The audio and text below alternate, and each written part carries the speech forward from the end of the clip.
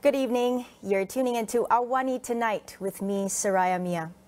The House of the 15th Parliament session convened for the first time today. Last on the agenda today was the motion of confidence for Datuk Seri Anwar Ibrahim's premiership. The motion was passed through a voice note, while no requests for a block vote were made. The motion was tabled by Deputy Prime Minister Datuk Seri Fadillah Yusof.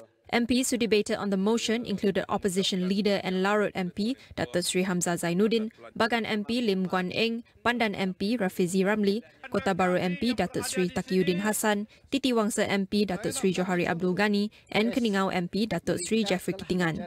Following his appointment to the top post, Anwar pledged to table a motion of confidence in Parliament to prove his majority. It was previously reported that he had garnered the support of 148 MPs, a two-thirds majority. Debates over the motion of confidence for Datuk Seri Anwar Ibrahim sparked several shouting matches between government and opposition MPs. Political analyst Mujibu Abdul Muiz weighs in on today's events and what the confidence vote implies. They are going to politicize the issue, and of course throughout the day we can simply see how the opposition blocs attack on Prime Minister Anwar Ibrahim personality, and of course they are doing double meaning attack on him. You know, the things that they are going to talk all about the terminology on whether this is what we call Kerajaan campuran or Kerajaan gabungan. This is for me a normal things as expected to the opposition, but somehow we can simply oversee the idea on how we are going to get our discussion in the near future, simply because you can simply see that although they have changed sides, the tone, the style is not changed, especially when you are talking about seasoned politicians like Arau, like Kinabatangan, so on and so forth. So you can expect that our parliament debates is going to be hotly debated as usual. But overall, I would like to see the young and the newcomers will give their thoughts, give a new kind of debates in parliament, and of course bringing some kind of new perspective on parliamentary, especially when we are talking about new oppositions. Following the passing of the much-touted confidence vote, Mujibu said it was time for the coalition government to fully get to work. Now the question of legitimacy on his government is no longer important, because it has been verified today. So what shall the Prime Minister do is how to move forward and work as much as possible, deliver as much as they can by proving that this kind of coalition government among the contested party during the election can deliver to the people. I think this is the biggest question and the biggest thing that people will focus on this new government. As a Prime Minister and this coalition government, they're supposed to deliver on that 5 things that they promised to us. Number 1, of course, economic issues. Number 2, rising costs of living, job opportunities, and of course decent wages that they promised to us. These are the things that they really should focus, because most of the time people will talk about these things regardless of what kind of government they establish or the outcome of the election. Former PKR MP Datuk Johari Abdul was appointed Dewan Rakyat Speaker. 147 MPs voted in favour of him via a secret ballot. His contender, former Kanga MP Tan Sri Muhammad Razi Sheikh Ahmad from Perikatan Nasional, received 74 votes in comparison. Johari's appointment comes after Tan Sri Azhar Azizan Harun vacated his seat as Dewan Rakyat Speaker on Sunday. Johari was the Sungai Petani MP for 3 terms but did not contest in G15. He also recently resigned as Gurun Assemblyman on December 13th. The total vote for Johari is 1 less than the expected amount of 148, as Muka Member of Parliament Dato' Hanifah Hajar Taib was not present when the Dewan Rakyat voted on the Speaker. According to Deputy Prime Minister Datuk Sri Fadila Yusof, Hanifah wasn't feeling well and she came to Parliament later in the morning. Meanwhile, later in the day, Cameron Highlands MP Datuk Ramli Mohamed Noor and Lanang MP Alice Lau were also named Deputy Speakers of the Dewan Rakyat. They secured 148 and 146 votes respectively, while Perikataan's candidate Masjid Tanah MP Datuk Mas Irmiyati Samsudin garnered 74 votes. The confidence vote for the Prime Minister's leadership was passed through a voice vote earlier in Parliament. Is it a convincing display of majority by the government? On Consider This, we speak to our guests about the first day of the new term in Parliament.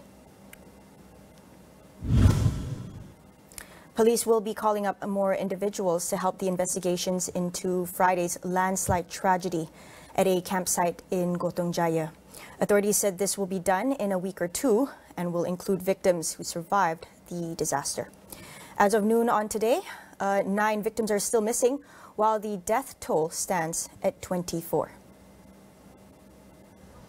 According to Hulu Selangor District Police Chief Superintendent Sufian Abdullah, the police had summoned 3 individuals on Saturday, namely the operator of the campsite and 2 of his employees, to assist in the investigations. Sufian said all the recovered bodies from the scene had been handed over to their next of kin and families on Sunday, while urging family members or acquaintances of those still missing to lodge a police report. A landslide measuring nearly 300 meters long and 70 meters high hit the campsite early Friday morning, with 94 people reported to be in the area. Rescuers at the landslide mentioned earlier face a new challenge in their search and rescue efforts to locate the 9 victims still missing. Besides softening of the ground, the rescuers also face squelchy soil as deep as 16 meters. Selangor Fire and Rescue Department Assistant Director of Operations Hafisha Mohamed Noor said the death is the highest recorded so far because of the rain yesterday. He added that today's SAR, which started at 8 a.m., involved 135 rescuers from various agencies, focusing their search on the Sector C area or Riverside and Sector A, Hillview, and areas where SAR efforts have not begun. Speaking to reporters at the scene of the tragedy today, he said the rescue team also used 8 excavators and several K9 dogs belonging to the Fire and Rescue Department, the Royal Malaysia Police and the Malaysian Armed Forces to assist in the search operations. In order to ensure the safety of the rescuers on the field, Hafisham said a safety officer position has been created to monitor any soil movement or landslip. We'll take a quick break. Stay tuned.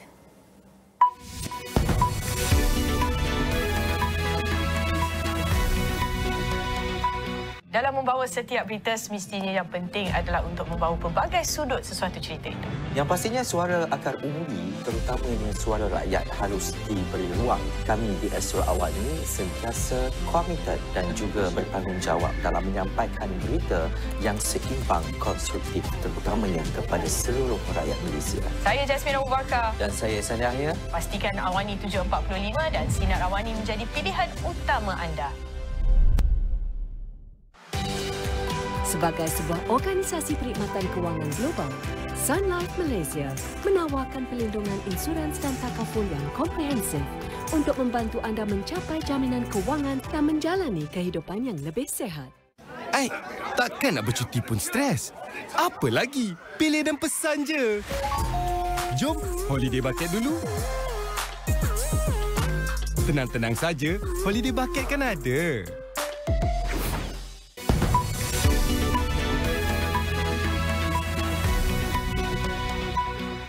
Welcome back. Ensuring economic equity, where no proportion of the population is left behind, is important in our path towards economic recovery. Independent journalist Tamina Kausji highlights one of the issues facing Malaysian women, which is disproportionate opportunities in the workforce. Let me quote a 2018 labor force survey where about 60.2% of women respondents, they said that they don't participate in the labor force because of obligations to provide childcare, elder care at home. So in contrast, most men responded they did not work because of a lack of education, completely separate issue. So this kind of statistic clearly points to a critical need for investment, as well as a huge incentive for the Malaysian government to invest in childcare infrastructure, and because we are an aging population, elder care systems as well, because women actually are the ones who are taking on a lot of this invisible unpaid care work, right? So are expected, instead of men, once again, to provide unpaid care work, which is domestic work and other unpaid care, despite also being breadwinners and part of the workforce. And then within the workplace, you have other barriers, which include the gender pay gap. This eventually increases female elderly poverty over the life cycle. Then you also have pregnancy discrimination, motherhood penalty for women in the workforce, as well as gendered or feminized professions and their connection to low pay. So yeah, economic recovery is absolutely possible, but Malaysia needs to take actionable stances to ensure full economic opportunity and that all forms of economic opportunity for women are addressed. So closing that really targeted almost 30% labor force participation rate gap between Malaysian men and women can be done through strategic investments for early childcare infrastructure and creation of the care economy. And this can mean economic resilience, economic recovery for Malaysia, not just in 2023, but also beyond. Yeah. Tamina says with about 50% of the country population being women, Malaysia must start investing into the care economy. To formalize the unpaid care work that they provide for perhaps neighbors or other women in their community on a more casual basis, such as, babysitting. So how do you formalize that into something which is an economy? Upscaling that and taking it to a wider level, going across, every kawasan, every daerah, and eventually the whole of Malaysia. That is fundamentally the idea behind the care economy. So basically allowing for X number of women from, let's say, a specific community to go to work worry-free because they know that their children are well cared for. And at the same time, it is quality early childcare. And at the same time, for some women in certain communities, also being able to be these care providers on a formalized basis, meaning which they also become part of the labor force because it's a formalized business rather than something which is casual and perhaps even unpaid. Yeah. At least 31 sailors on a Thai Navy ship that capsized and sank during a storm in the Gulf of Thailand are still missing. According to the Navy, 75 sailors were rescued and 31 were still in the rough seas as of Monday morning. The HTMAS Sukhothai sank after water flooded its power controls Sunday night. The Navy said search and rescue efforts are still ongoing, with 3 ships and 2 helicopters deployed. The Navy also announced an investigation into the cause. Officials said the vessel went down after it took on water, flooding its hull and short-circuit its power room. The ship was patrolling 32 kilometers west of Bangsapan in the Prachuap Khiri Khan province when it got in the storm.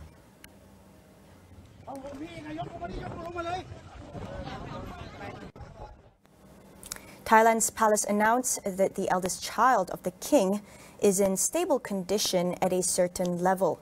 The princess is receiving lung, heart and kidney support and medication after suffering a heart problem. Princess Kittiappa, 44, a potential heir to the Thai throne, showed no signs of heart abnormality in a test. The royal palace said in its first statement since Thursday that her condition was being closely monitored. The princess was taken ill and lost consciousness last Wednesday. She was treated locally before taken by helicopter to Bangkok for further treatment. She is one of 3 children of King Vajiralongkorn who have formal titles, making her eligible for the throne under a palace succession law and the country's constitution. The king has yet to formally designate an heir without official discussion on prospects of the princess taking the throne. Meanwhile, Chinese officials reported its first COVID-19 deaths in weeks, amid doubts if the official tally reflects the true scale of the wave. The 2 deaths were the first to be reported since December 3rd, days before Beijing relaxed its zero-COVID policy. China has officially recorded just 5,237 COVID-related deaths during 3 years of the pandemic, including the latest 2 fatalities. The deaths are considered low by global standards and a tiny fraction of its 1.4 billion population. But health experts warn that the country's previous strict measures will take a toll on the population, which now lacks natural immunity to the virus and has low booster dose rates among the elderly. Authorities reported 1,995 symptomatic infections for December 18th, compared with 2,097 a day earlier. China stopped reporting asymptomatic cases last week, citing the drop in mandatory PCR testing after restrictions were lifted. That's all for AWANI tonight. Thanks for watching. I'm Saraya Mia. We'll see you again.